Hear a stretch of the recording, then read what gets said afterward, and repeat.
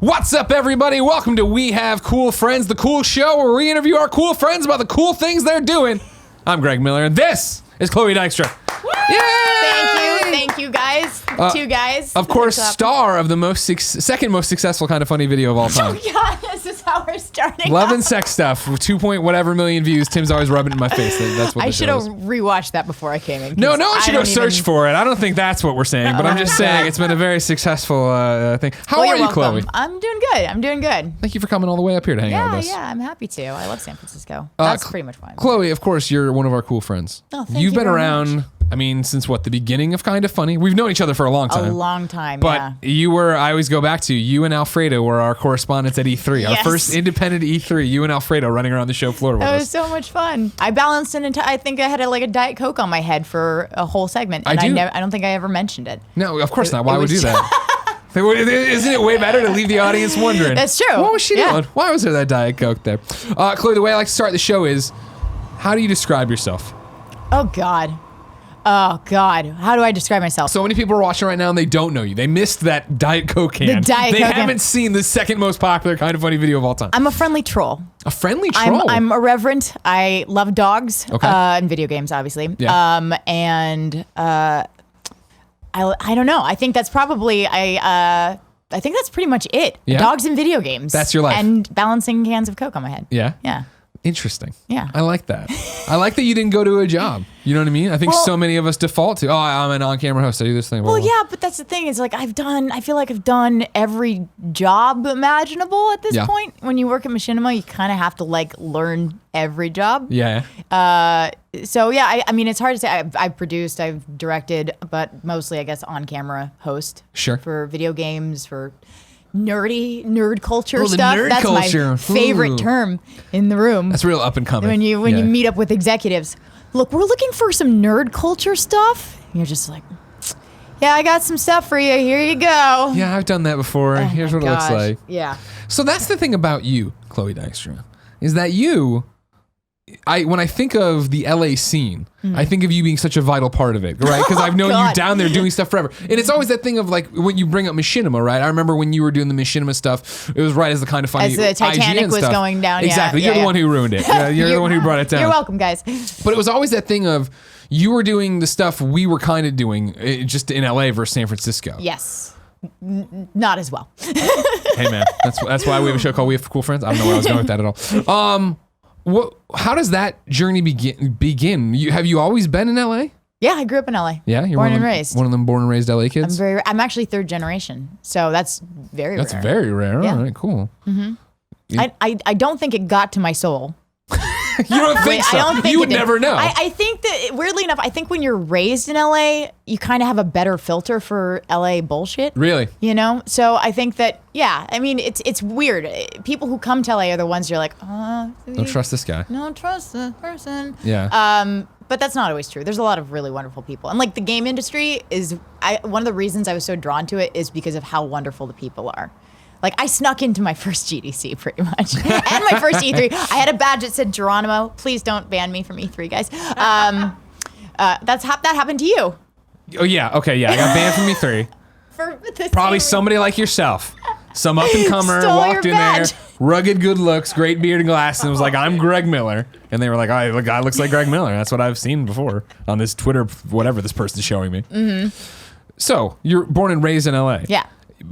Was that weird period? Did you know it was a different lifestyle than a lot of people? I mean, yes and no. God, it's weird to get into LA because I was also, God, I'm sorry. I apologize for what I'm about to say.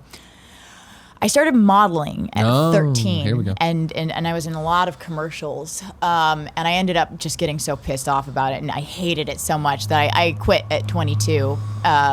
My grandmother. 9 years still, though. That's a long time. It was a long time, but I wasn't going to the gym. I just didn't give a fuck about it. And I remember my grandma was very, very sick, and I had a job in Guadalajara, and I couldn't. What's that? Mexico, yes. And I couldn't go because my mom was begging me to stay, and I told my agency, and they dropped me. Wow. And after that, I was like, well, I'm not going to go find another agency. I was with them for 9 years. And that was a real moment for me. I'm like, why am I doing this anyway? Yeah. It's unless you're doing it a lot, you don't make a ton of money unless you have clients. And I was surviving fine, but it was just, I mean, here, you ready? This is what I had to do. And that was the whole job. But you're good at it. Stand and make faces slightly and like slightly change. And that was the whole job. And it's not very fulfilling. Boring. Yeah. It was so boring. So were you always going to go in entertainment? You said third generation. I know your dad's famous for like visual effects. Visual effects, right? Yeah, exactly. So what first generation was it entertainment stuff too? You mean in you said you're third generation LA. No, not really. Okay.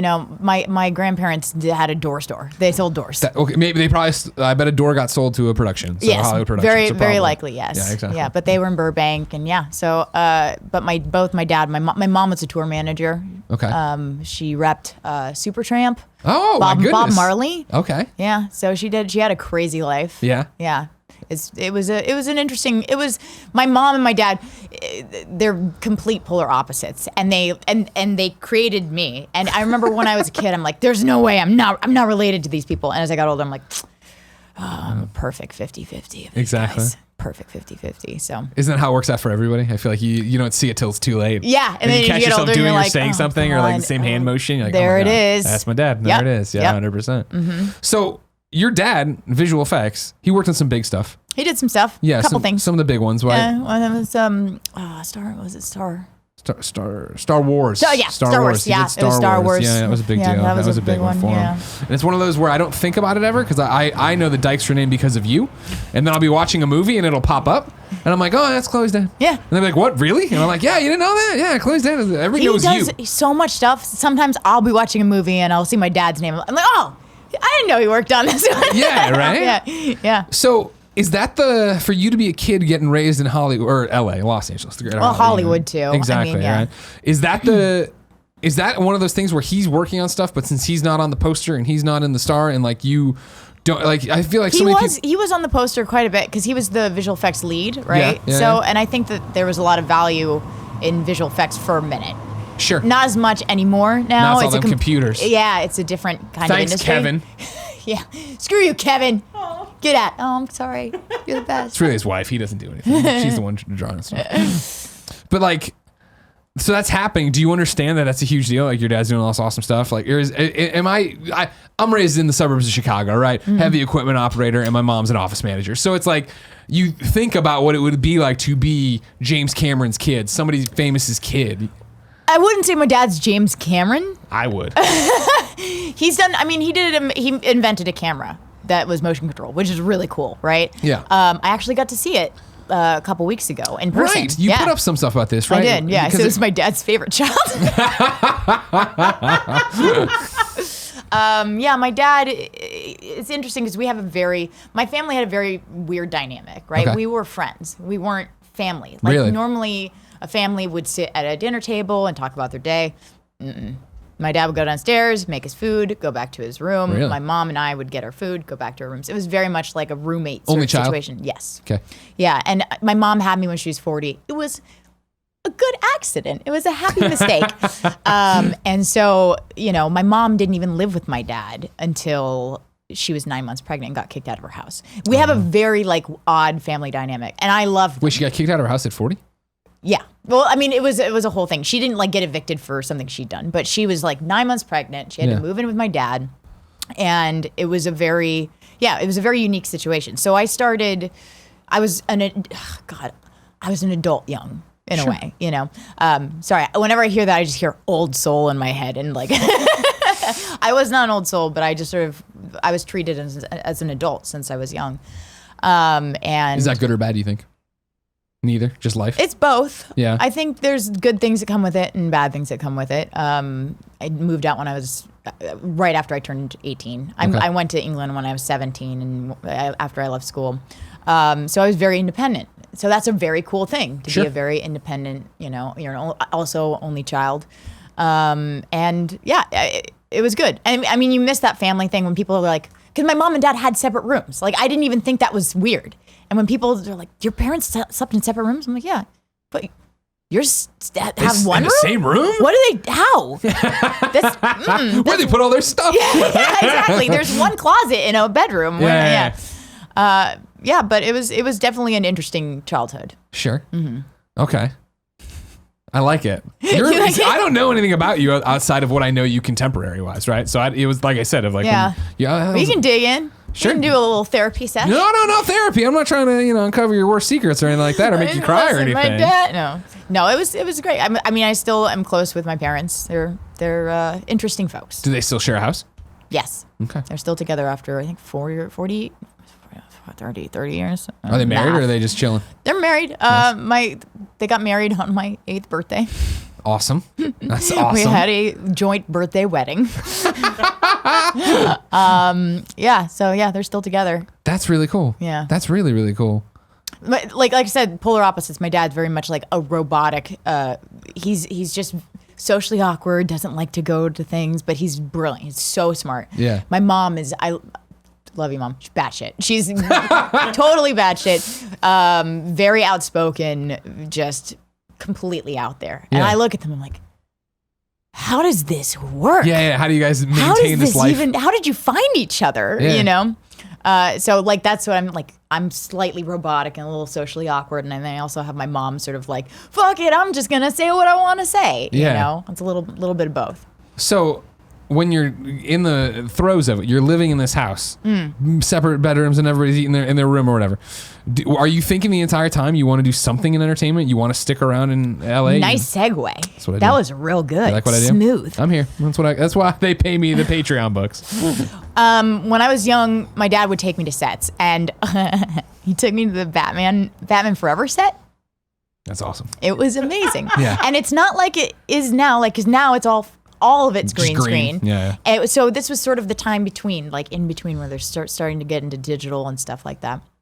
But they still had these incredible sets, and the smell of these sets, like there was the 2-part foam and all of the stuff. It was just amazing, right? So like if I look back on my life, other than video games, everything that I've done has sort of been tied to that. Like cosplay is creating and crafting and stuff like that. And I use 2-part foam, and I just remember that smell, and I wanted to work in that industry. I wanted to create. I wanted to make things. There's a part of me that, I wrote my first book report on Steven Spielberg, right? Yeah. I actually wanted to be a director when I was young. Okay. And then modeling happened. And how does that happen? I don't know if you know this. People don't look at me and go, put Greg in a modeling ad. So I don't know how that goes. Greg, it's mothers. Batshit crazy mothers. Batshit crazy, okay. Yeah, exactly. But she did it because I was bullied at school. I was so awkward. And so she wanted to give me what she thought was like, it was going to give me more confidence. Sure. Instead, I gave you a giant complex. Surprise! Modeling's not great for confidence.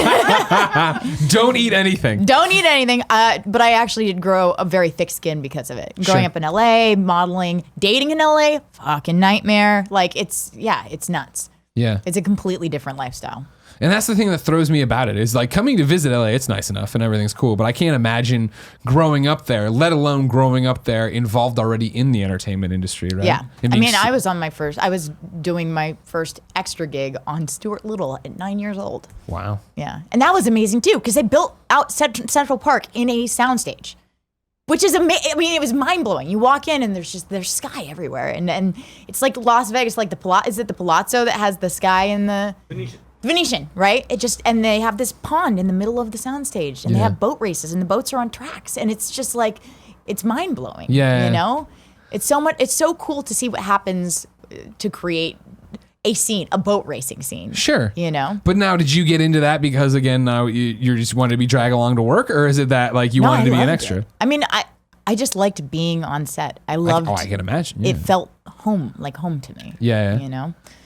So yeah, I that's one of the reasons I got into everything. Yeah. Yeah. Well, because you had to create. Mm-hmm. And I wrote my first full screenplay at 16. It was fucking terrible. Aren't they all? I think it's gone. It's been on some external drive that died about 3 years ago. You'd like to think that it'll be dug up at some point. No, God, please, no. Somebody will find the floppy disk. Well, at least it's not my fan fiction hard drive, so. / fiction. Oh, God. Yeah, exactly. Worse. But like, I can't. Is there a part of you that, like, I'm a kid and I'm watching movies and you're already so wide-eyed, you can't believe what you're seeing. How long is that luster last to this day? Like, you go on a set and it's awesome, or is it that you're seeing like the Teamster who's yelling at somebody else and this person's being a jerk and like some actor you thought you were gonna love is a complete asshole? Well, I've been but that's par for the course, isn't it? Like when you're on set, there's always at least one kind of asshole. Like, I mean, and I think that just being on sets, you just get used to that sort of dynamic, right? Like the thing that was cool for me about sets is how cautious, and it's a very finely tuned machine. Everyone has their job. If you try to do somebody else's job, you get yelled at. You know who to talk to, like who you're communicating with. Sure. Like, and I mean, I remember when I was a kid, I was an extra in Spider-Man 2. Fuck you. I don't know if you noticed a little trend here. Probably not. If you go to my dad's IMDb page, anything he worked on, you're there. You might notice a trend. You're like, Dad, take me to work. Fuck. Come on, all right. I think that was Toby, partially. swing over her. I got to hold Toby. No, you're on the train? Yeah. You know that dumb meme was like, carefully, he's a hero? No, it's not dumb at all. My head is in it. You can see my head, my hands. Kevin, get me this footage. Get me this screenshot of Chloe's head holding up Tobey Maguire. Yep, it's He was so young. He was Couldn't very be young. much older than my son. He was reading reading Seabiscuit. No, Seabiscuit. Not. I want to say Nintendo Power. The other one. It was EGM. Yes. He was reading. I think he was reading EGM on the train between scenes. So I was like, "Can I talk to you about video games?" He's like, "No." He was very busy. He was very. But he was. Well, the review crew. Oh my God, you got it. All right. Wait. Hold on. Yes. What a movie. You know what I mean? So for Spider-Man in review again, criminally underrated because you're all monsters. That's not me. Hold on. So what happens? That's me. Where? Here. No, keep going. Oh, that old woman? Yeah, the old woman. I'm at the very. Also, Phil Lamar's in the scene. Yeah, I know, right? And I think he's uncredited too, which is great. That's my hands at the end there. But keep playing a little bit more. There I am. With that's glasses? me. Yeah, that's me. Oh my God! Look at this movie star we have here, right? Kevin. Well, I have a line in it. What's your line? Well, if you get to the part where Doc Ock busts in. Oh, you're like, and me. You'll laugh your ass off. Are you ready? Yeah. Hold on. This is gonna be worth getting claimed. I don't care. Come for me, Sony. Whatever. All right, so I'm not in this part, but Kevin's gonna make us watch it. Skip ahead, Kevin. Skip ahead. We're waiting for Doc Ock. If you get to Doc Ock. Whenever he stands in front of him, right? Yeah.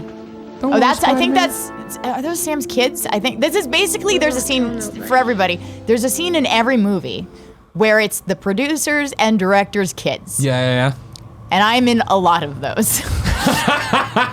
Damn, it cuts off before Doc Ock. Oh, okay, dang it, that's a bummer. Kevin, keep looking. Yeah, he comes in, Doc Ock busts in, and he goes, my buddy Joey, who I'm still friends with, Joey Coco Diaz. Okay. Do you know who this guy is? It sounds familiar. Yeah, Why do I know him? You know him? No, I said it's a great name. He does. Yeah, he's got a great name, but he's got like a very popular podcast. But yes, he comes and he goes, if you want to get to him, you got to go through me. Another guy goes, and me. And I'm in the back. I go, me too. That's my line, guys. And then he goes, okay. And he goes, poof, I go, hashtag me too at the end. And Jesus Christ. You knew it was all coming. You were I ahead of your time. Yeah, I was right there. I was, yeah. But yeah, so I was on that set and I was so scared because the first time I was in Spider-Man 1 too, and there was everything was on a rig. Sorry, like I'm literally just like, let me just drop all these movies. This is I mean there's Joey. That's Joey right there. Oh, then I know this guy. Well, that's Chloe. Kevin punches in the one on Chloe. All right, so if you gotcha. There it is. Oh my God! That's my that's my claim to fame. That people come up to me all the time. And they go, "Are you that little girl?" Hey, weren't you behind Joey the Ham Diaz? Whatever was his name was Joey Coco Diaz. Yeah. So I was so scared to get into the rig because the first one was like this weird gondola. Right? Oh, you were one of the kids in the thing that he saves off the bridge. Sure. I was. Yes. And God, in this cinematic universe, you're just cursed. I know. I'm literally always in peril. Horrible peril. And I was so nervous. I was a little girl, and I went up to Sam Raimi, and I was like, "I'm really scared about this thing," and he like made me feel better about it. And my mom came up to me. She goes, "You can't do that." Oh. And it wasn't bad. It was a good thing. I learned like that day. I learned, I as an extra cannot go up to Sam Raimi and be like, I'm nervous. Like you can't do that. He's like, cool. I'll hire somebody else for 25 cents an hour. Get out. Yeah. He was very sweet. Like Sam was so sweet, and he put me in Drive Me to Hell too, even though my dad didn't work on it. He was just like, he's a very lovely person. More extra work in Drag Me to Hell? I did have a line in that one too. That was a fun one. Looking back, I'm like, I've been an extra in a couple movies. But yeah, that like it was something that you learn. Like there's so many things you have to know working on a movie set, and it's very different than, for instance, something like this or working in digital media or working in machinima. What rules? Just do we it had all. like 50 prop guns there. No, everyone just throwing them around, just like, but like on movie sets. This is your thing. This is a prop gun. Look, see, blah blah blah. Like it's a completely different thing. Yeah. Mm-hmm. So is that what drew you to digital media, machinima, like everything Video else? games did. Yeah? Video games and the people in the game industry, both of them. I've loved video games since I was a kid. Okay. I played them with my dad. That was the way we bonded. Sure. And then, going to GDC and all of these things, I'm like, these people are like solid people. I grew up in LA where people are very nice people. Lovely people. Yeah, but these people are much nicer, like very sweet. And I mean, of course, you're going to have a couple bad eggs in any everywhere. industry. But, Humanity. But everyone was so welcoming and kind, I met the Destructoid boys. Oh, yeah. Before Max was at like IGN, Yeah. and before, I mean, it was nuts, Yeah. And became very good friends with like Nick Chester and all these guys. And Sure. I'm just like, this feels right. Like this is what I want to do. And do you think you had been looking for that, missing that? Like, where does that start? Because if you're doing stuff on set as an extra, right, it just feels like from what you're talking about, it doesn't bite you in terms of I want to be an actor. Right? You're talking about directing. Well, then you go off in the shoot of modeling. I did want to be an actor for a minute. I went to drama school. Nice. And thanks. Thank you. In I England. always thought you were a thespian. In England, no less. Yeah, I want to study some Shakespeare. I was prepped and primed to be an actor, and I almost got Emma Stone's role in Superbad. I was that close. Wow. I was reading with Seth Rogen, and then like after that, like I was also going in for like Friday the 13th, and you walk into the room and they go, first thing they go, okay, what's your name? All right, cool. Are you comfortable being topless? Yeah. And that's the first thing that they say when you walk in. Sure. And I don't want to do that. I don't want to do a movie where that's the first question they ask. Yeah, sure. And that was a lot of the stuff I was going in for. And if I really tried hard, I might have done something. But I just didn't want to. Well, if your heart's not in it, right? Yeah, like, that's heart, the thing is if you walk in and it doesn't feel like, I want to do this, then why do it? I like being behind the camera. Yeah. And I like being in front of it too sometimes. Like I love this kind of stuff. Sure. But it felt weird, So does this realization come after you've done drama school? Did you graduate? Did you leave? Or what? Yeah, I mean, I went there. It was not like it was like a 3 or 4 month program. Okay. And I also was going to acting classes since I was 5. I mean, it never stopped, but I just liked. It was fun. It was a fun thing. Sure. But when you go to drama school, God, they're carrying around copies of like The Seagull, and there's like method acting, and you're just like, I just want to act. I just want to have fun and create these scenes, and it was just so dramatic that I was like, I kind of want to just do this because this is, working video games and going to cons and stuff like that. This is fun. This is fun to me. So how did you cross over? It was just, where did you meet people? One day you said you just wanted to go to GDC. You thought it sounded cool? I knew about GDC. I think, so it started when I pretended I was my dad's research assistant for Comic-Con. Nailed it. Crushed it. Got a Free bad pass, yeah. And then, I snuck into E3 with a guy who had an extra badge.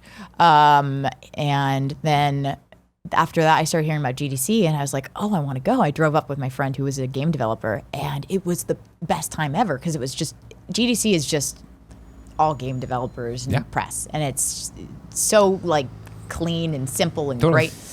And that was, I think that was pretty much it for me. And I was still doing stuff on the side. I was still like going out for jobs and commercials and stuff because how are you going to pay the rent? Guys, everybody here is very, very rich based off of everything that that happens. Kevin? You rich? Right? Everyone gets. Okay. Oh, Kevin's rich. I don't know. If you make internet content, you make the you're bucks. rolling in it. Quip toothbrushes as far as the eye can see. You know what I mean? Casper mattresses paving the way. I have a closet full of swag. Yeah, of course. Yeah. Pays the rent. It was really good. Yeah. But yeah, I had to do that on the side as well to pay the rent. And on the side is acting, hosting. Okay. Well, the hosting was the stuff that I wanted to do. Okay. I mean, it's not even hosting. It's just talking about the things that I love to talk about with people who are very cool and learning about them and learning about, how games are made. Yeah. One of the best things I ever did was I visited Valve, like, before they stopped making games. Hey, man, they're still working on stuff. Don't you worry. Okay. One day. I saw a Half-Life 3 room as I was getting a tour. It had a little Half-Life 3 symbol, and I was like... It was just cobwebs just covering it, you know what I mean? And the guy's just like... Skeleton behind a keyboard, waiting there, nothing happening. Oh, no, it's so sad. Yeah, exactly. It's so sad. So you come up then, you start going to GDC, and then is the idea that you want to help create games, or you just want to talk about games? I did a little bit of both. Yeah. I mean, I dipped into writing for games for a minute. I was 21, though. It's just not the right time.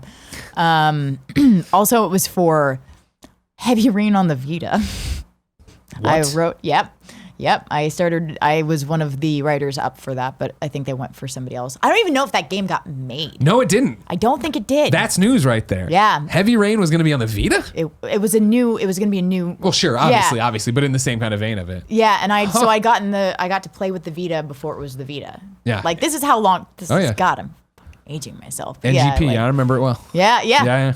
I got to play with a little prototype. Yeah. And I got to write for that, and that was cool. But I think that...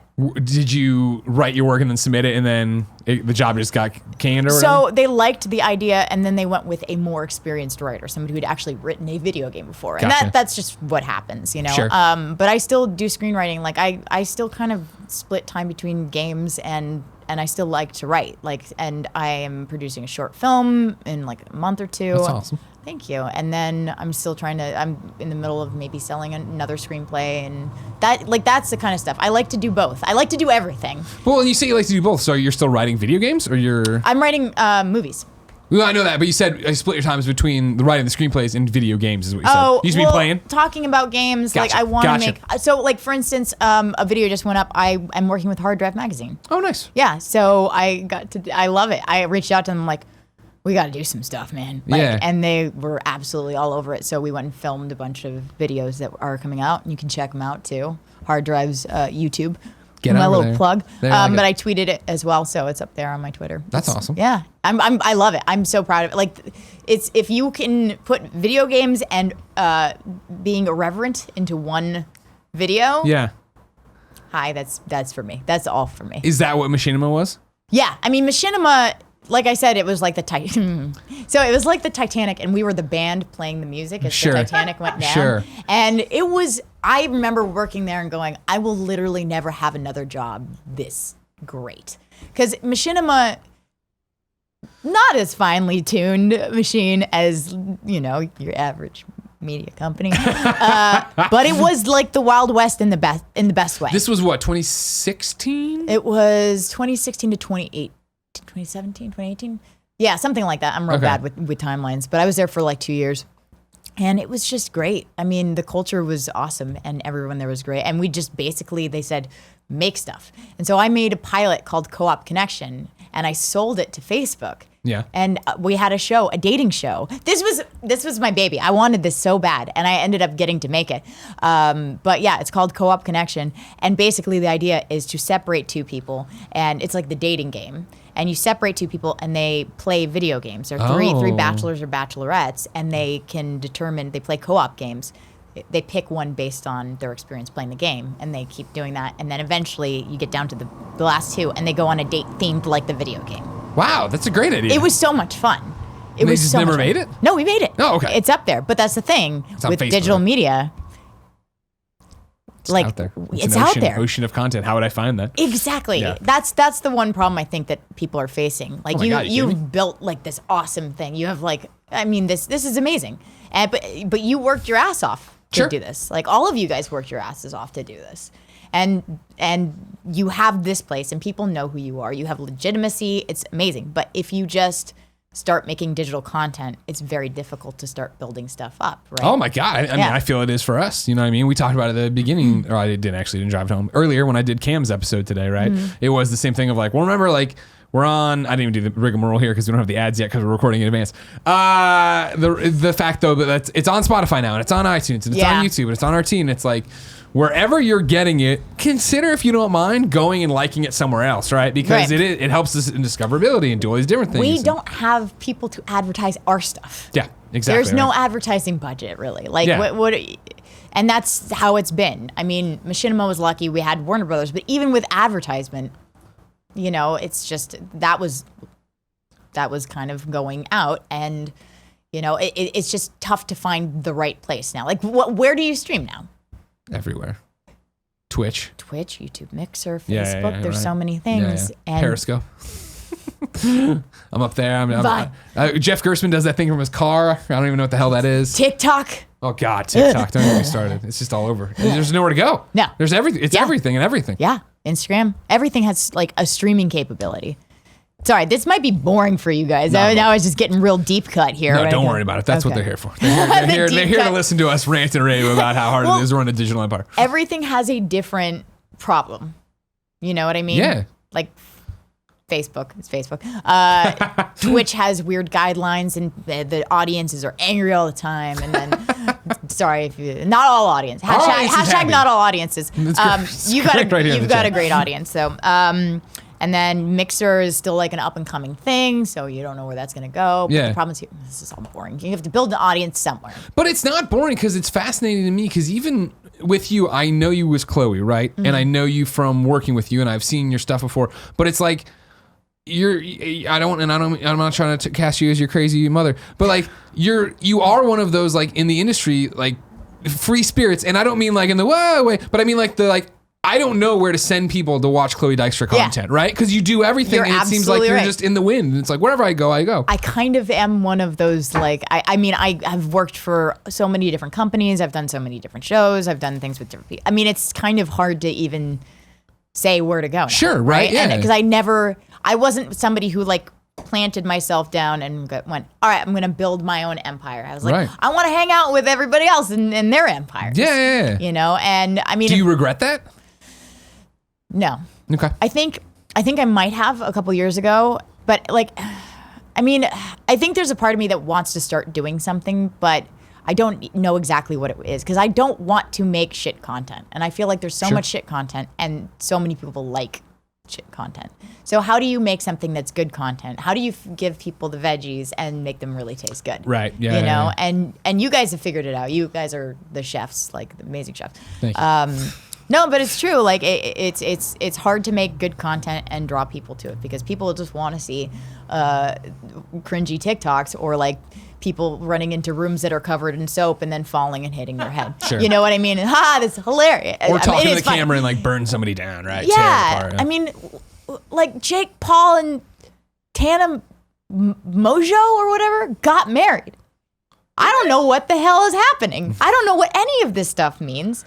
It's just all crazy, and that's what's trending on Twitter. Yeah. Like, that's what people want to see now. That's what a large group, right, of like motivated people, users, but millennials. That's exactly what I mean. You got to find like the nice well, people. Yeah, that's why you make your niche, right? Yeah, you make your niche. You have get to in there and do your that. thing. Yeah. And that's not easy. That's really hard. Yeah. You know, and Machinima, I popped up, and like the audience was just like, where the fuck are Adam and Bruce? How dare? And I'm not offended. I get it. Sure. I totally understand. I like to keep the friend zone over here, where I ask the Kind of Funny best friends to write in their questions. But I want to let you into the friend zone real quick, because Carlos writes in and says, for Chloe, what was the hardest thing about having to follow up the Funhouse crew at Inside Gaming? I really enjoyed your time over there. Oh, thank you. Because that was the thing, right? Inside Gaming, Adam, Bruce, all them leave to go do Funhouse. I mean, so the reason I ended up on IG is because I was actually doing another show on PlayStation View called All Systems Go, which we got a lot of money to make it, which was great. We had a really good show. It was on PlayStation View. So after that, obviously got canceled. Machinima wanted me to move on to Inside Gaming. So I was like, yes, this is what I want. I wanted to do a gaming show. this is going to be really hard. Yeah. So I went in and we just tried to make it as weird as possible. Sure. We're like, there's no way we're ever going to be Adam, Bruce, and the Funhouse crew, Of course. and Lawrence, and like, there's no way. So we just got real weird with it, and the audience either they liked it and some of them didn't like it. And the way that we dealt with all the hate is we used to have a comment of the day, and it was usually a very disparaging, like mean, shitty comment. Yeah. And then we would just like be like, yep, you're right. That's true. He does, like, Brandon does look like the sloth from Ice Age. I do look like Michael Jackson. You got it. Yeah. Nailed it. Yeah. You have to take everything in stride. There's no point in trying to pretend that, people aren't upset about something. Sure. You just have to be like, well, I mean, that's such an insurmountable thing. Yeah. When you're talking about the internet stuff, where I feel like, when I went and did Podcast Beyond with Dornbush when he took over, and it was that conversation of like, I wanted to do this with Max and Brian, right? When they took over Beyond, or Max in particular, right? And when they took over Up at Noon, but it was that thing of, we weren't there yet in terms of, I think IGN wanted me back, or probably even at the time me wanting to come back and do that kind of thing. And so I know how hard that was. And I saw it wear on Brian all the time publicly, where he'd answer comments or say something. And it's like, yep, we're not that. This is a different Beyond. We're doing this. And it's like, that sucks, because you don't want that. That's not what Funhouse wanted for you to take over. Yeah. And I mean, there's always that, like, I hope that they're not pissed off that we're doing this. They're all wonderful. Like, we're okay, all don't get ahead of buds, yourself. Bruce is pretty cool. That's it. Just Bruce. Just draw the line there. Kovac used to be cool, then he got all fit. Yeah, drives me crazy. He's totally got sold that like out. thrust bucket thing going on. I Does he have hate the it. V? Yeah, he's got that the V. V? Oh god, he's gorgeous. Oh, fuck that guy. No, yeah, they're lovely. And so when IG went back to them, I was like, yeah. But we tried to rebrand. We were going to start a new channel, which kind of fell off because Machinima ended up not. We did 4 pilots for it, and it was going to be called Unsubscribed, because that was probably the most commented thing on our channel.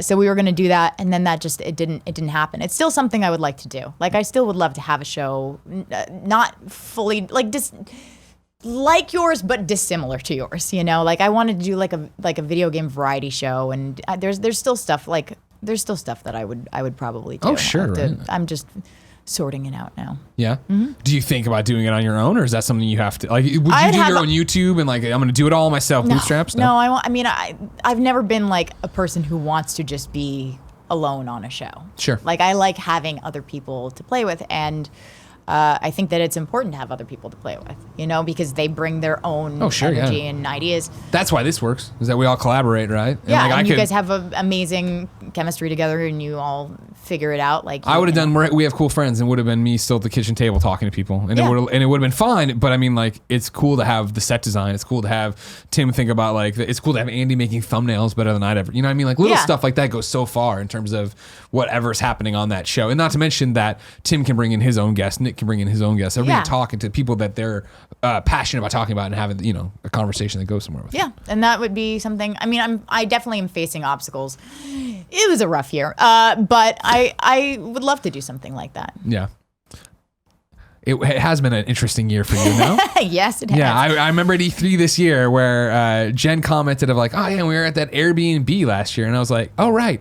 Because I remember leaving the Airbnb to go to E3 and looking at my phone and being like, what the fuck is going on? Yeah, that was a crazy week.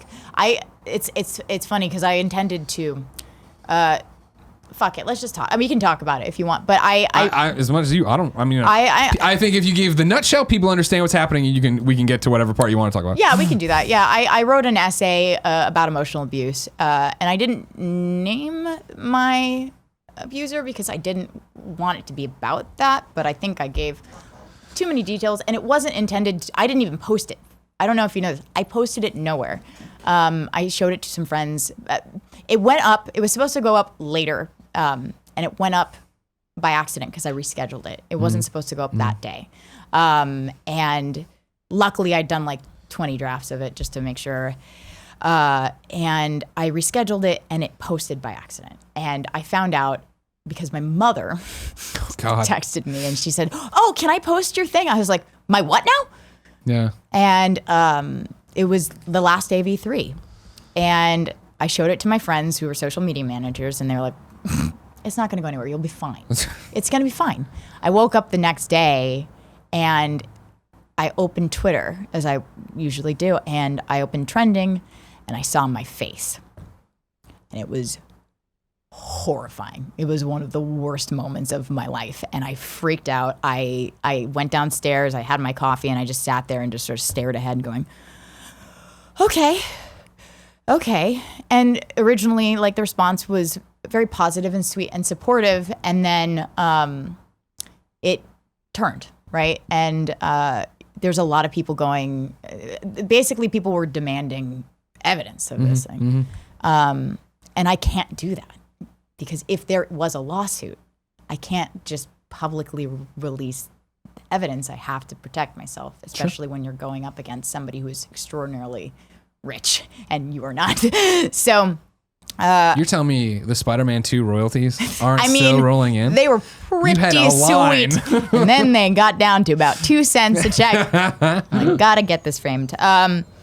So yeah, I was in a really rough position because I couldn't really say what was going on. I still really can't say what's going on because the thing is, it's like anytime you say anything, it was a year ago, right? Like, and people are still, I don't know if you noticed, but when you posted ask questions, or I don't even know if you got it, but people will come in and be like, oh, isn't that the psycho, blah, blah, blah. I saw it. You just get used to it. You just have to go, okay. Well, that's the thing about it where, I've known you long enough and I have a good enough read on who you are that I understand that, first off, whatever you're seeing on the 2% of the people that tweet about you coming on the show are like, first off, I know it's way worse in your comments or your mentions to begin with, let alone the fact you understand those people don't represent my people. And then because it's the same thing as always. I saw the exact one you're talking about. Well, that psycho bitch who tried to blah, blah, blah. And you click on it and guess what? It's a fucking fake profile pic and a weird name and 2 followers. And it's like, well, yeah, what's the point? Well, the thing is, why fight the ghost? Like, what's going on? There's no, there are a lot of people who are mad right now. It's a weird climate. And I can understand, right? I mean, maybe that's a crazy thing to say. Like, oh yeah, the guy who called me psycho. I get it. Because, I mean, it's not like I came out and showed evidence and stuff like that. But yeah, it's at this point, it's been a year. You couldn't pierce my skin with the sharpest sword. Like, I am steel. But it's just sort of part of your life. It's like, okay, well, I lost a toe. Well, now you just lost a toe. Of course. And now you're not getting that toe back. Okay, that's fine. I can still live with it. But yeah, it was a nightmare for a while. Like, there was a couple months of just like not leaving my house. Were you ever planning on posting it? You said you scheduled it and doing stuff. So the reason I rescheduled is because my friend was working with Chris. My friend was working with him on a show, and I didn't want to wreck it for him. So I reached out to him. I said, just so you know, I don't think this is going to go anywhere, but I just want you to know that I'm posting this. He knew about the situation. Yeah. And he was like, if you wouldn't mind, just can you push it a little bit just so I can make sure that this stuff gets sorted out? And I said, absolutely, yes. And so that's why I went to reschedule it. And since I don't know fuck all about Medium, it posted it. But I was planning on posting it just further out in a couple days. Yeah. And it just posted unexpectedly. So instead of having the time to just go, okay, we're going to post it. Steel yourself, get ready for the oncoming fight. But I didn't think that was going to happen. No.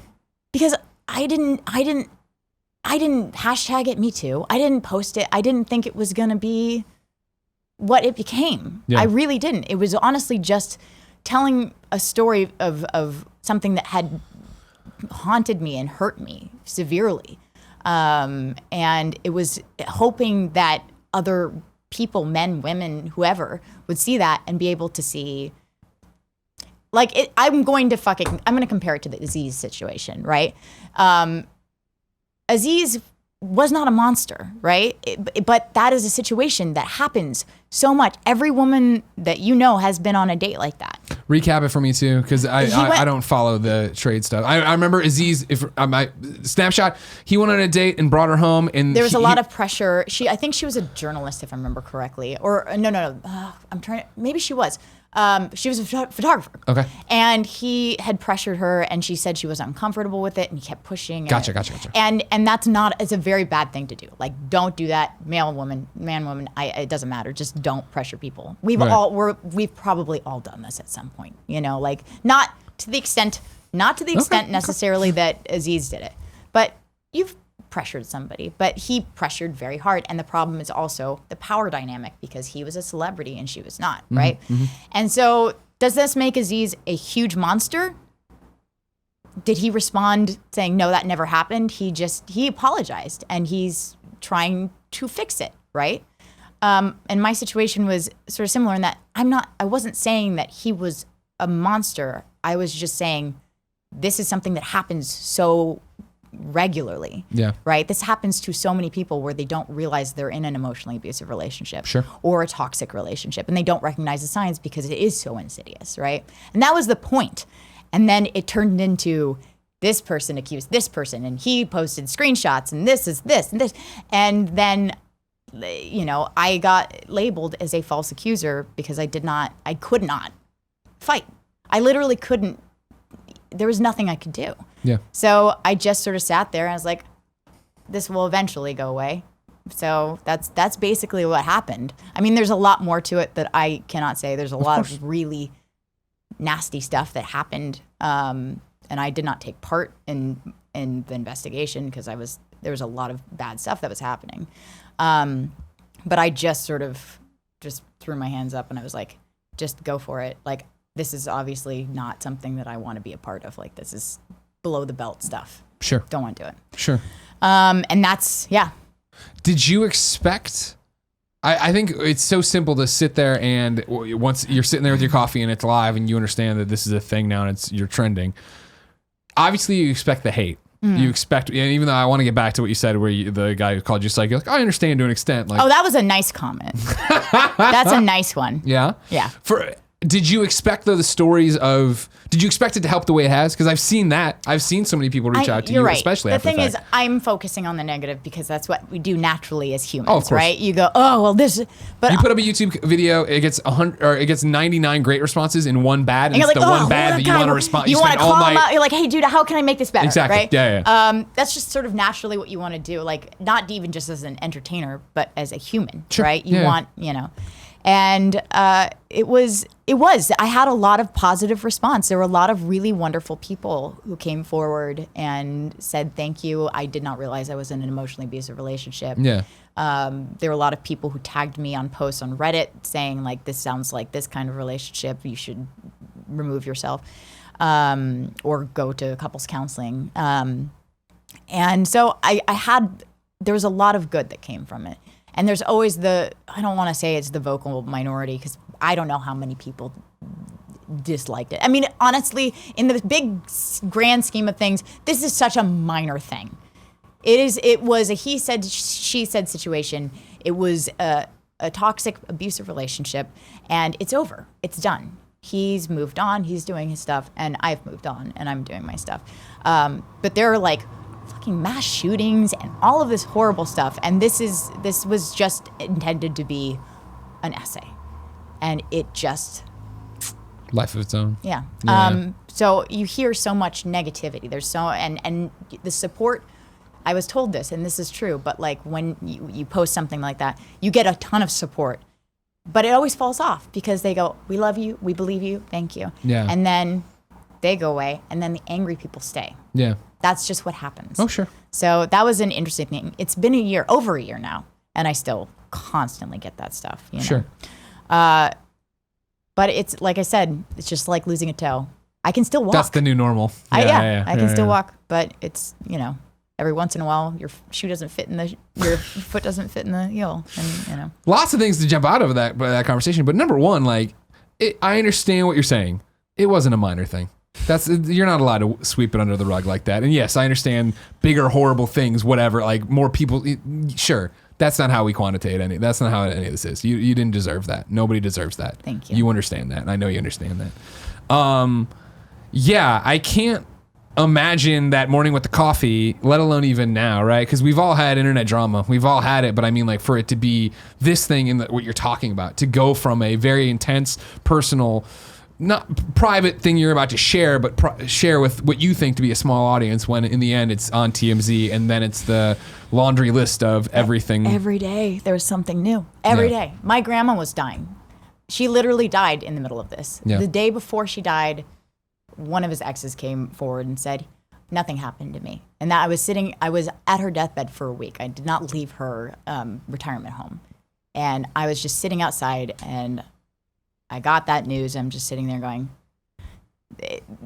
if I can get through this. Yeah. If I can get through this. And then the day my grandma actually died, I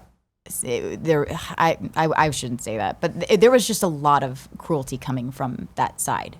And not to say like, oh no, oh poor me, my grandma was dying, but it was fucking hard. Like it was very difficult. And I had to sit there and also be quiet. And I had to also not care about this situation because my grandma was dying. And sure. And there was just, it was a nightmare. It was a complete waking nightmare. And I got through it. I'm glad I got through it. And, I was, after our breakup, I had years of horrible nightmares. I'd wake up, I just nonstop nightmares. And literally the time when I posted that, my nightmares stopped. Like I got that out of my system. It was done. Sure. He'd hurt me very badly, like not just in my relationship, but also in my career. I had gotten fired off of gigs, and they cited that. And I just watched as my world burned then, and then I watched my world burn again after that. Sure. So I'm trying to sort of just find that my sea legs again, basically. Like I'm trying to get my roots planted and know what I'm going to do now. Sure. Because it's very difficult when you come forward. That's what you get tagged with. Yeah. That's she's the Me Too girl, and I didn't even put myself in that category. It was just, yeah. Do you regret it? Would you do it again? No, I do not regret it. There are things I wish I could have worded differently, and I wish I'd taken out some more of the details. I mean, people were gonna speculate anyway, but there was, I think, too much pointing to who it was, and that was not my intention. I really didn't want to just put him on blast. That was not the point. It's tough too because there's so many people who are like, fire him, or or like fuck her, like never hire her. And I think that there's so much extremity, like it's just so much anger and hatred, and that was not my intention. I mean, like, that's the internet, right? Yeah. It's got to be binary. It's yeah, either it's we always love this one or we hate it. Exactly. That person's right, that person's wrong. Yeah. And it's been this struggle constantly. Yeah. With us dealing with whether it be a Me Too topic, whether it just be shitty accusations about anybody or accusations about anybody, and it's something that comes up on Games Daily or whatever, and it's that shitty thing of, okay, this is happening, and we're talking about it, and don't treat people like this, but we're not saying that person treats people like... there's no sort of... We were talking about this earlier, but there's no sort of room for either forgiveness or redemption, right? So the thing is, when I come out with an essay saying somebody sexually assaulted me, the only option that person might have is to say, no, I didn't, and I understand that, because that's literally a crime, and that's what I'm saying happened, and that's not something that I disagree with now. Like, I still feel that way. But I don't think the world is necessarily ready for that definition yet. I think eventually, I hope eventually, it will. But right now, it's not ready for that. And maybe that was something that I don't know. It's tough because I don't regret it. I think that that's starting the conversation about it. But it was harder to digest for a lot of people. And I think that was one of the reasons that smear campaign happened. And the other thing that happened from that too is it was a reminder, like, I wasn't wrong. Based on the actions from him, I was like, oh, yep, he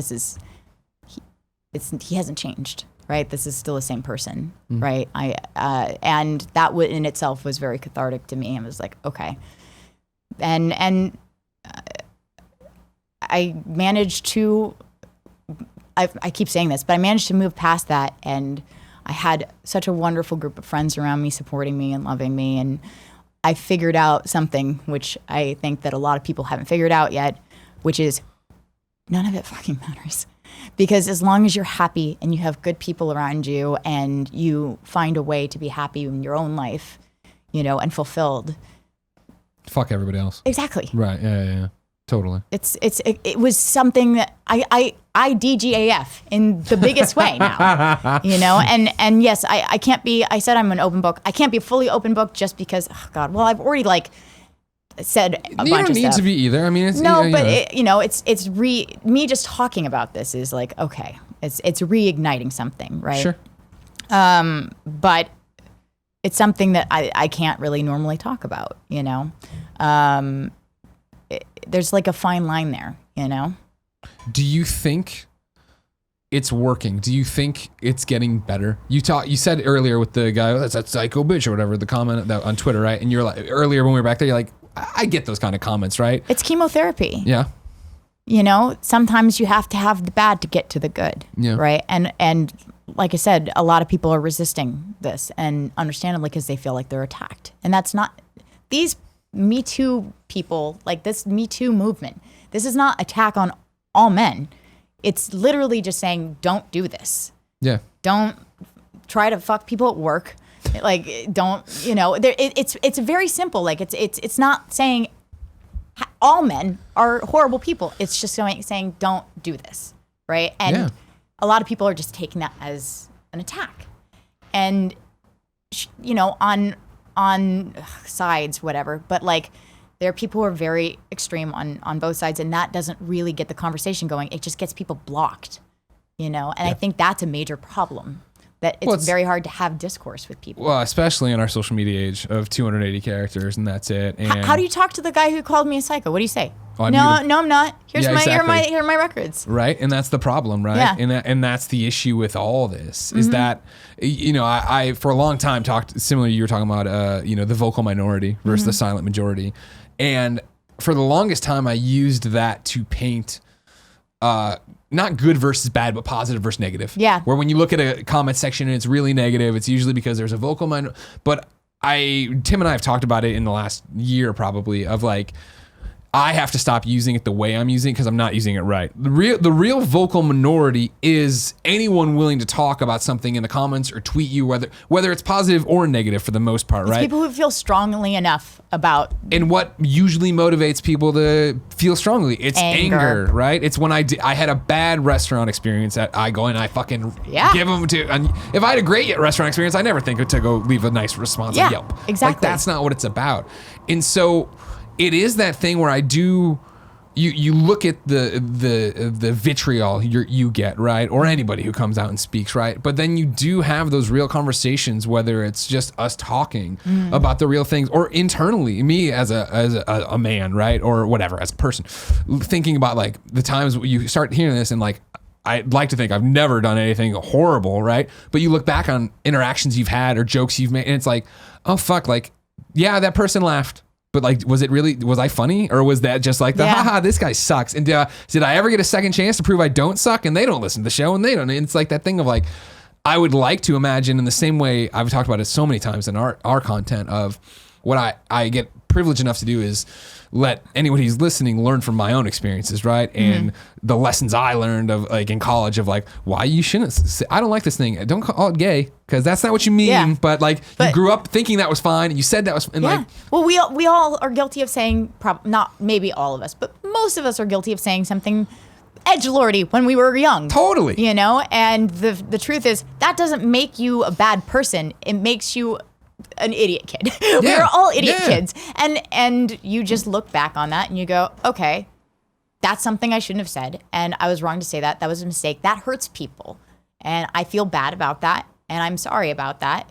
And it's really like the whole point is it's all about growth, right? Yeah. And it's hard to grow when you literally hate everything and anything that might even slightly apply to something that you've ever done in some way. Sure. You know, and that's a lot of people on the internet. That's just, it's just the people internet's in not a place to reflect for the most part and think about yourself or anything, right? Yeah. It is about planting your feet and there's a side. We have a side, right? Yeah. And that's the problem I've always had with politics, let alone right now. Yeah. But like even growing up is like, wait, why would anyone be a Democrat or a Republican? Why wouldn't we all just sit there and vote for the person who's got the best ideas and this, that, and the other? And it's like, that's not how it is. Well, now we have to do the lesser of two evils, right? Yeah, exactly. Anyone who's not Trump.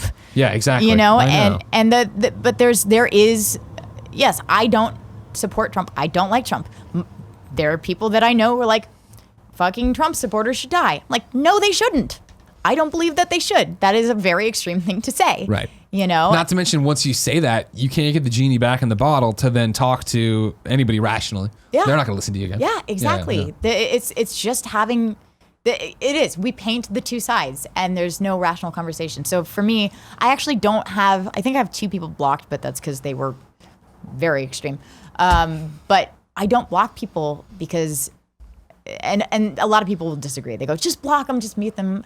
I go, no, because that's not, I don't want to do that. I don't want to shut that out. You know, I do want to hear what people have to say. And there are people who are rational who come to me and they say, well, what about this?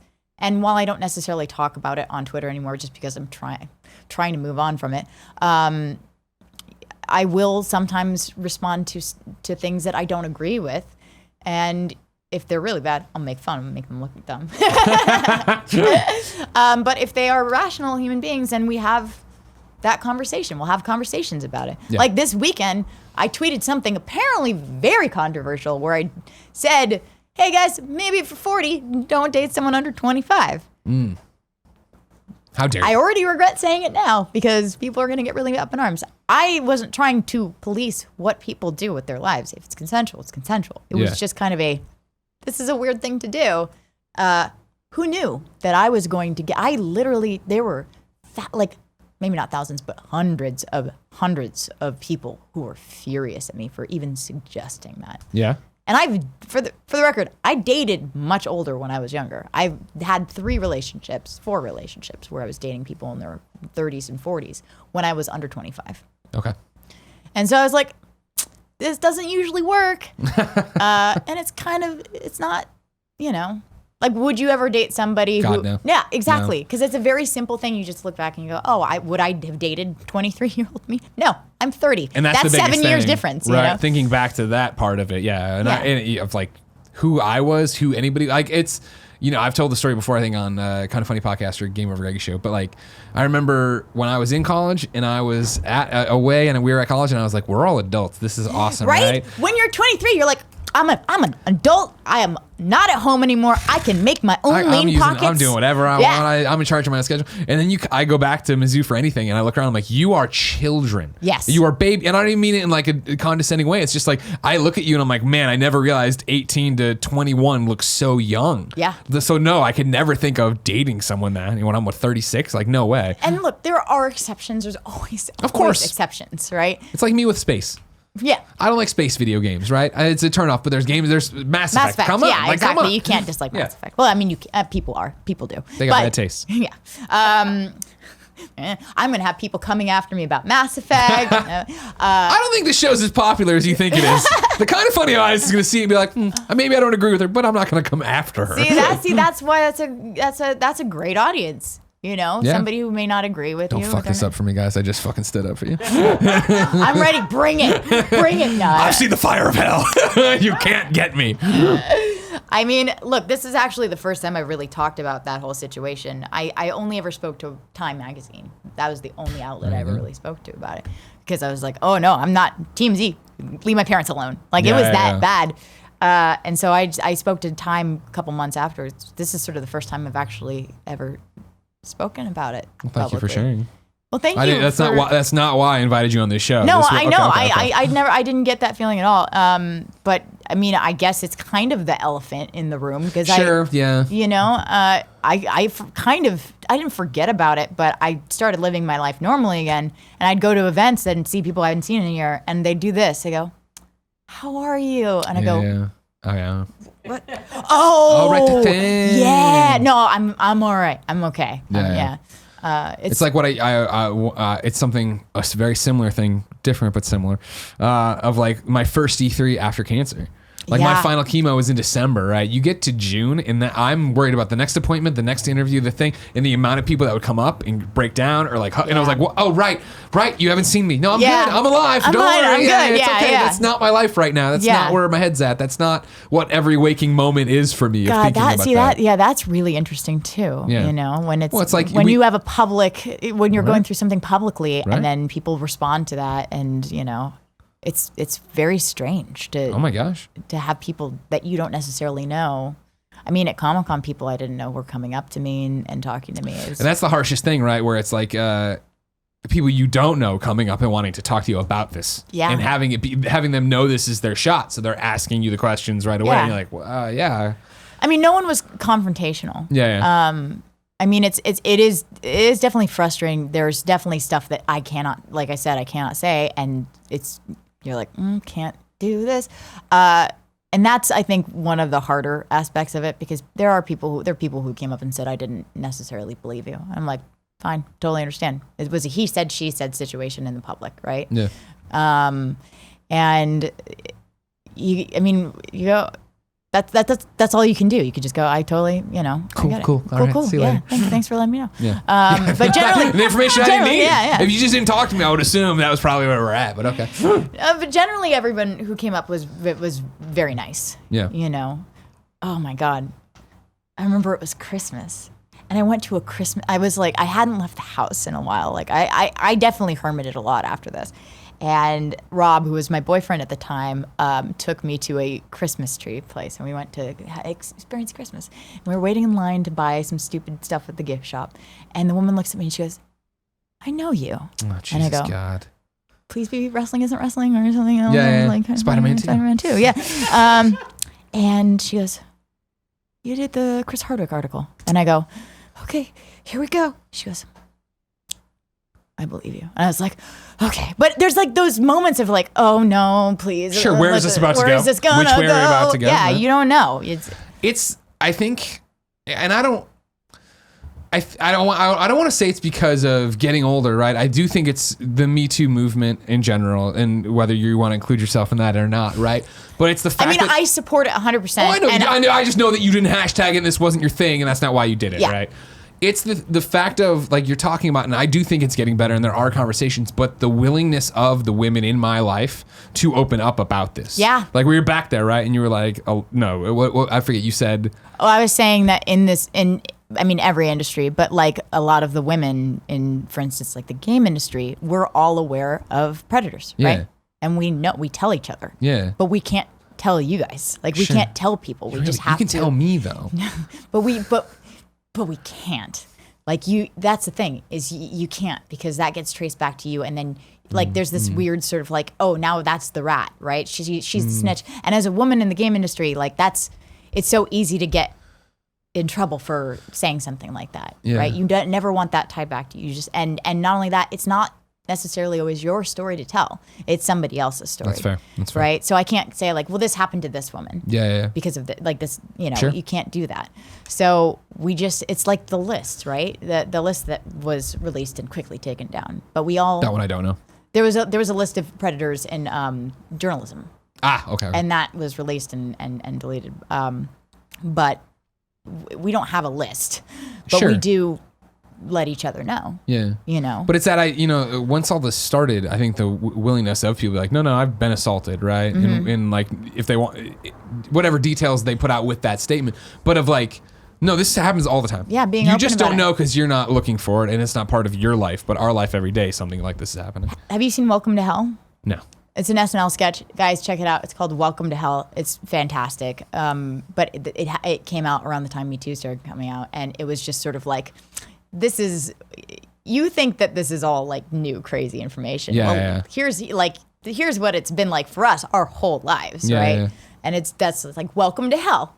Like going to Comic-Con, gotta have like mace on my keychain and like a punchy thing, like in case somebody comes up and tries to get mad at me, and that's what most women do all of the time. Yeah. Walking to your car. It's that there's a reason that guys walk women to their cars. It's not just to be chivalrous. It's also because that happens. Like, you can get abducted, you can be raped, you can be attacked. There's a million things that can happen, you know? Yeah. And that's just life. You like, oh God, all right, this is a dumb one.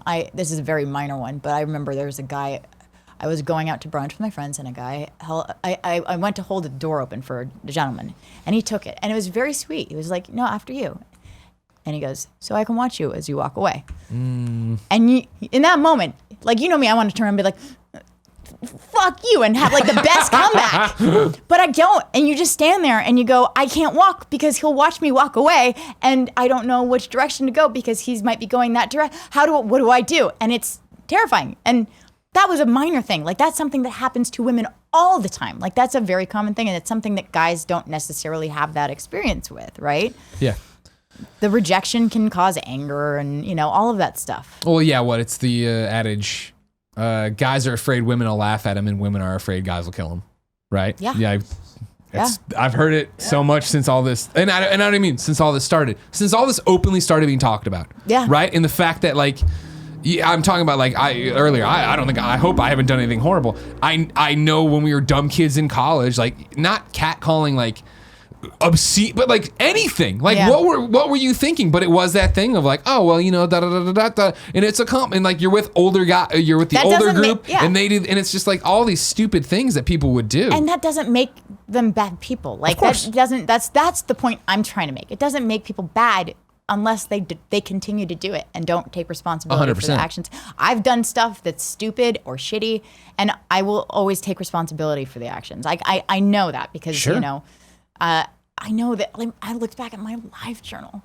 Oh God, that was the worst. It's the worst. And you see these things, like, I mean, I think I even used the R word or something like that. Oh, sure. And I go, God, you thought you were so fucking cool being so edgy, and that's just a shitty thing to say, you know? 100%. No, we all have that. We all have those stories. You'd like to think, but again, I agree with you. It's about how when called on it, when you realize it is, and when you're confronted with it, how do you handle it? That's always been the biggest thing for me, right? Of like, when something does go wrong on a show, or when it is something that's brought up forever ago, and somebody makes a comment in the comments about it, and if whatever, I see the comment and I'm drawn to it and I want to talk about it. I want to talk about this issue, and either I don't even know what joke I would say, but back it up if I believe in it, or be like, oh my God, no, I was such a young, stupid person. I can't believe I did that. Yeah. You know what I mean? Yeah, it's like I said, it's just about growth. And look, I'm obviously not sitting on my high horse because I'm slouching very hard right now. I don't want to come across as like a holier than thou, because I'm right there with you. No, like, I'm right there with we're everybody. all human beings. We are. That's the point. We're all human beings, right? And we all make errors. We just do, and that's okay. Yeah. I mean, don't rape. That's bad. Don't do that. And that was the thing of I forget where it was on. It wasn't a podcast. It might have been just on Twitter or something, where something happened. I quote tweeted, and I was just like, it's why in schools we need to teach boys not to rape people. Yeah. And it got so much blowback from people of like, why do we have to teach just the boy? And I'm like, well, no, teach everyone. But it's also like, hashtag people all don't lives fucking matter. say that. They don't fucking say that. They don't sit there and say, hey guys, you're gonna put women into shitty situations you don't expect them to be into. You know what I mean? Or that like, it all happens, whether it's the influence of a movie, your friend, this, that, the other, that things you look back on, you're like, oh, that was a fucking stupid, fucking weird thing to say, do, whatever. Yeah. Like, someone needs to tell you, nip it in the bud, and like, hopefully these conversations continue to happen and help people understand that and influence people to learn from others' examples of what has happened and or just what made people uncomfortable and understand, yeah. But then it becomes, it's PC police. Well, that's the thing. It's SJWs. That's why I thought the Aziz story was so important. And I think that like people got so mad. They're like, you're calling Aziz a rapist. And we're like, nope. No, we're not doing that. We didn't say that. Like, there are different levels. It's not like we're grouping all of these men into a pit and then setting them on fire. Like, we are aware, like, what Weinstein did versus what Louis did versus what Aziz did. And I'm not even placing these because I can't. But they're all different situations. Yeah. And there's something to take away from every single one of them. Yeah. Don't pull your dick out in a green room. Simple. Don't pull your dick out in a green room. Check.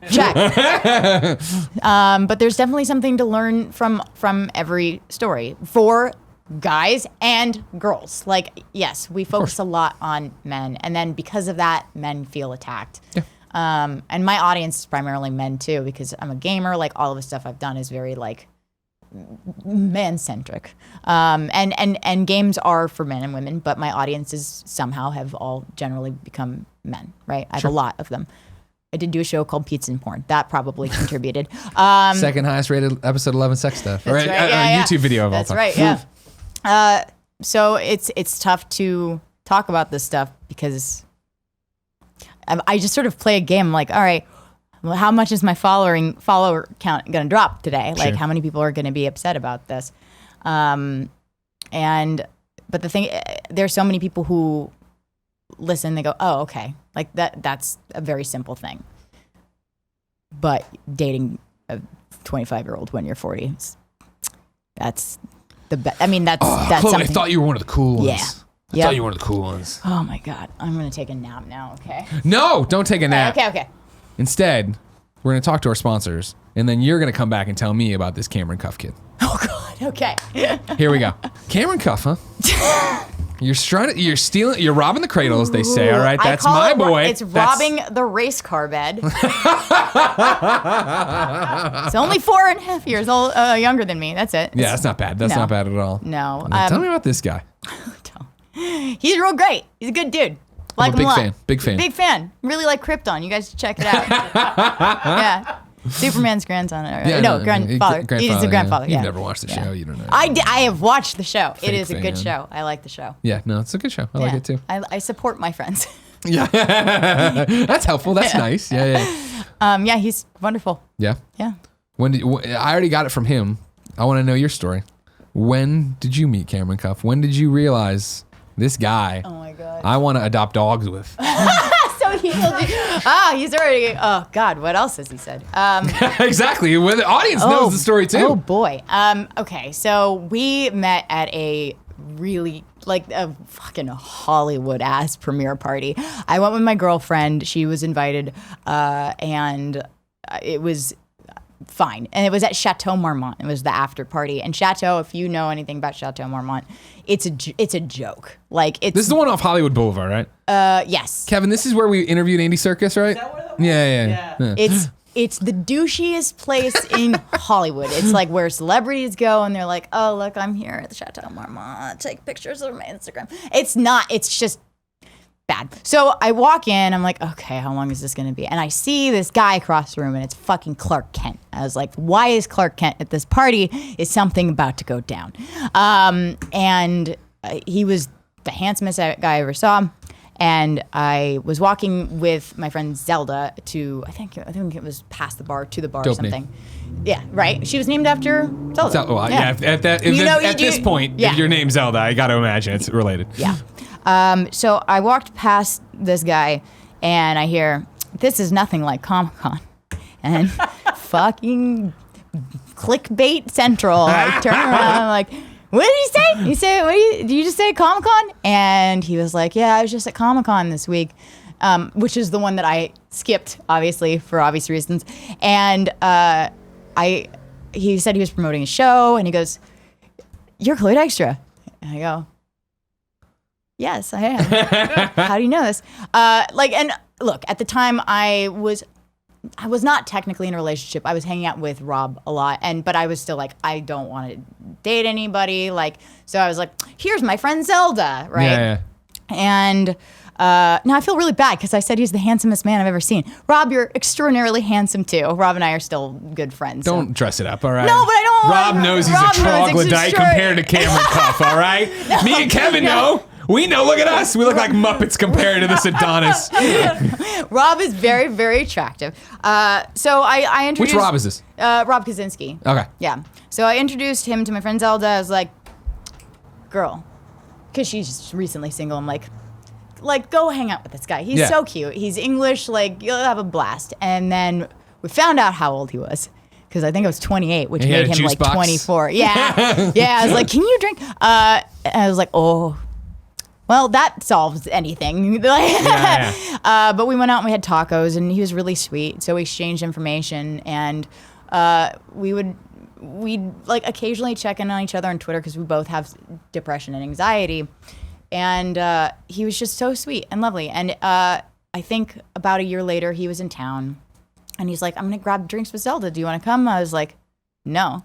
go have drinks with Zelda. That'll be so good. And so he's like, well, do you want to meet another night? And I was like, yeah, okay, fine. So, and this was right in the midst of everything, right? So I hadn't left my house. I really hadn't. And I went to this place called Jones with him.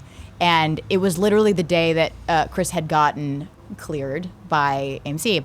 And I hadn't talked to anybody outside of the house about this. And I was just happy to see him. And he was so sweet and so supportive. And we talked about everything. And that was, he was still in a relationship. So obviously there was like, sure. Yeah. And so we went our separate ways. He went back to London. Is this getting too long? No, it's great. Okay. So if they've come an hour, 20 minutes in, they want to hear this story too. Okay. So Rob and I decided like, okay, we're just going to be friends. We're going to take some time apart. Like it's not going to happen. So we took some time apart, and then I get a text message, or it was, no, it might have been text message. It was either Twitter or text. And he was like, he messaged me and said, how are you doing? And I was like, I'm doing all right. I'm hanging in there. Everything's good. And he was like, well, and I was like, how are you? And he goes, oh, well, my professional life is great. Personal life, I'm a little off. And I went, oh no. I go, oh, well, what's going on? Do you want to talk about it? He's like, no, I don't want to burden you, because he's the kindest soul in the world. And I go, you're not burdening me. It's actually nice to like talk to somebody and listen to somebody else's issues and Get out of your own head for exactly, a while. Yeah. And I'm like, you're never burdening me. You're wonderful. And so he was like, well, my girlfriend and I broke up a couple months ago. I go, oh no. Wait, he still lives in London. It's fine. We're good. And he goes, he said then that he was moving to LA. And I go, I literally did this while I was reading that. Yeah, I'm probably gonna have a big old red spot on my head. Don't worry about it. And I was like, well, we can do some karaoke and hang out. It'll be fun. And at the time, I was not thinking about anything serious whatsoever. I was like, I just want to hang out with him and have fun and, be single for a very long time. Yeah. That lasted. It didn't even, I mean, we were basically dating within 2 weeks. He was great. We would talk all the time on the phone. And then he came out. He had all these Airbnbs lined up. And he just stayed. He just came into my house, and we're still, I think, on our first date, pretty much. Yeah, exactly. If you haven't separated, then yeah. Yeah, and we got a dog. That's awesome. I mean, I got a dog and made him accept that I got a dog. That's how it usually goes, I think, I was just like, Cam, I'm going to get a dog. You want to come with me? And he's just like, yeah, okay. Yeah, that's exactly what. Wow, that was dead on. I'm just saying, I'm ready to stand in on Krypton anytime. Put that in a side by side. That was amazing. So yeah, we have we have 3 wonderful dogs. It's pretty great. I think we've been together about 5 months now. I love it. Yeah. I love it. I missed all the clues because I'm bad. Oh, that was hilarious. So like when he asked you out on Twitter, I was like, what the fuck, dude? That's awesome. Do you need me to introduce you? And he's like, no, you moron. We've been dating for months. I'm like, God damn it. That was my favorite. And then I came out all excited. And Joey's like, oh yeah, I've seen the clues. But I'm like, how is no one telling me? Our 2 friends are starting to date. We did a photo shoot of us like making out in Moulin Rouge attire. Well, that was after, wasn't it? Nope. Damn it. Because I saw that. I just didn't. I don't know. Was just a photo You're shoot. Actors. You're all actors down there. We tried to play it off. It was a little tongue in cheek, sort of playing off like a photo shoot. But yeah, that was, yep. It's rad. Living at my house. Good. Yeah. Good. Yeah, things are pretty. You both deserve to be incredibly happy. So I'm glad you're together. It's weird. I didn't know what this happy thing was. Yeah. And now I think I'm starting to feel understand it. Sure. And it's really nice. It's great. Yeah. Good. Yeah. Chloe Dykstra, it's time for you to enter the friend zone where the Kind of Funny best friends write in on patreon.com/kindoffunny with their questions. The friend zone. You like that? So yeah. I don't tweet it out publicly because I'm like, if you don't get it, it sounds really weird. I know. But if you do get it, then you think it's funny. Carlos already went, so now we're going to Game Jumper X. Okay. Question for Chloe Dykstra. If an airplane company wanted to buy your Twitter/Instagram handle, Skydart, would you sell? If so, how much money would it take? Thank you. Keep being awesome. Are you asking if I'm a sellout? I mean, Skydart is my name because it is my last name scrambled up. That's a good question. No, I would never sell. Well, actually, let's not get ahead of ourselves. Hold on. How much money can we? Going for it. There's no limit. Has that been your handle for like forever? Take it or leave it. Yeah. Skydart. I had that. Yeah, I think joined Twitter 2000, whenever the hell it started. Yeah. There was a post on my live journal going, I just joined this Twitter thing. I think it's going to be really big, you guys. And it had just opened. Yeah, that's amazing. I love that one. And then Amy Gilroy pops in. Amy. You know Amy. Yeah. She has a question. Cam's already answered. Now it's your turn. It's not, you don't need to know what he said. It's not like a newlywed game thing. God, this is, yeah. If you could click your fingers and immediately learn a skill, what skill would it be and why? Well, come on. This literally, I could fly, right? Is flying a skill? No. I feel like that's a superpower. That is a skill. I feel like base it in reality. Like flying a plane. That's a good one. That's good. Can you imagine a genie shows up? What skill do you want? I want to fly. Bam. Fuck, I know the ins and outs of a 747. Like I did that once. I had a whole day where I was like, all right, what would you ask if you got a shitty genie? Like what kind of thing would you wish for? Wish number 3, don't fuck me. What's that? We've done this on the show where we had whatever the 1 and 2 are great, but wish number 3 is don't fuck me, because it's always like, I want to fly, so I have wings. No. You know what I mean? Yeah. Wish is 3, you don't fuck me on any of these wishes. Yeah. So basically, like people were starting to wish stuff for the genie. I wish I could remember. That's what I wish for. I wish I could remember things better. Can you imagine memory skill? That'd be great. Not forget names as soon as I hear them. Skill. I think veterinary skills. Oh, because I'm a big rescue fanatic. I love rescuing dogs, and I was working at shelters and stuff like that. Signing up for FEMA so I can go out to like disaster sites and rescue animals there. Okay. So I think that like having a vet, if I could just like snap and have a complete degree in veterinary medicine, that would be the best thing. Noblest thing to say. Right. Oh, Kevin, did you answer last time? I said juggling. Juggling. Any skill. Wait, is that a serious answer or is that a? I've just tried to learn how to juggle too many times. You got to get one of those fushigi balls, so you look real cool at like the EDM festivals or whatever.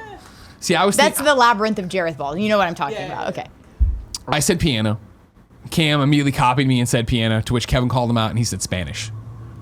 Oh, I was speaking Spanish to my Uber driver on the way over here. We were talking about How good are you fluent? I used to be, not anymore. Huh. Un poco. Yeah, I mean, I can get by, but I'm real bad with like tenses and stuff. But I can speak Spanish a little bit. This has nothing to do with you, but you're here with me for the moment, so you need to be involved now. All right? Oh God. I'm having one of those moments. So the other day I make a lot of jokes and I do a lot of crazy things, right? I make people happy. The other day on the Lion King in review, I asked a question and then I wasn't sure if I dreamed it. I thought I saw a headline that there was they animated a human in the Lion King. Wait, what? You remember? Oh, you weren't on the show, were you? No, everybody laughed me out of the room. They're like, you dreamed that headline. That's not a real thing. Now I'm having a similar one where you said the memory one. And now I'm trying to remember if I really saw a headline today that Mary Lou Henner from Taxi, remember her? Yeah. If she can remember everything every day of her life. I want to say I saw a thing today, but that sounds like... I want to say that completely came out of your head because that's the funniest thing I've ever heard. I want to say like I saw a thumbnail for Entertainment Tonight. I'm waiting on Kevin that here. She could... Taxi the show or movie? No, Mary Lou Henner, just the actress. Mary, M-A... bring it up over here. Bring it up in your... I got it. Okay. Because we'll click through it together. It'd be news story recently that Mary Lou Henner doesn't... like she remembers everything You forever. made it up. Well, hold on. The very bottom. Mary Lou Henner, former tech star, doesn't need a grocery list. That's what you remembered? That's the thing you remembered? No, why? It's just you said snap your fingers, not. And her thing is she can't remember anything. Or I'm sorry, no, she remembers everything. She remembers every day of her life. Your brain is beautiful. You know what happens in my brain? What? The whistling song from Deadly Premonition. Oh, nice. I wake up with that in my head every fucking morning and I want to die. Do you know that? Do you remember this? Did you guys ever play Deadly Premonition? I did it. I streamed it with Jim Riley at IGN a bunch because he was obsessed with it. It's a thing. It's a thing happening over there. I have no words about it. I've played the beginning of it three times, I think. That table is my favorite. The table scene. Yeah. It's beautiful. Real like cinematic. Sure. Know? Yeah. The 4 songs that they play. Yeah, of course. Why not? It's like a scary game. Oh, Deadly Premonition. It's a weird, goofy game. It's not meant to, you know what, Kevin, just play it. Yeah. You'll enjoy it. What have you playing recently? We haven't talked games since you got here. Funny enough, I don't know if did Cam tell you what we've been playing? No. Portal 2. Ooh, are you doing the co-op part of it? No, I'm just, so we started with Portal 1. He'd never heard anything about it, which was like the most satisfying thing in the world. Because he was, 13 when it came out? He was riding bikes or something, please stop. right? Oh my Why God. would you do that? Just reminding her that we're all race old car and Cam's bed. not. Race car bed. I know. I have those moments occasionally. It's very just like, ugh. But he hadn't heard, he didn't even know what the cake is a lie thing is. I was like, how did you not hear this? What are you doing? Fake nerd. That's what I say about him. Fake nerd boy, 100%. Is the cake a lie? They had a cake. Don't get into this. Don't get into this. If you got to ask a question, boy bathwater. if you got to ask a question, Yeah. On a rigged fucking stupid show we do, Yeah. and a stupid idiot like Nick asked you true or false, the cake is a lie, what would you say? Oh God, what? Oh God. No, it's not a lie though. Exactly. It's not. That's why the point should go to me, and I should be the victor.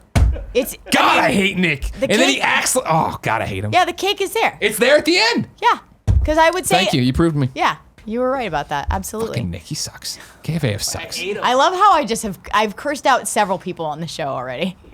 Keep it going. Can we just say fuck Tim too? Fuck all Yeah, of we them. can. The only rule kind of funny is you can talk shit about them as long as they're not in the room.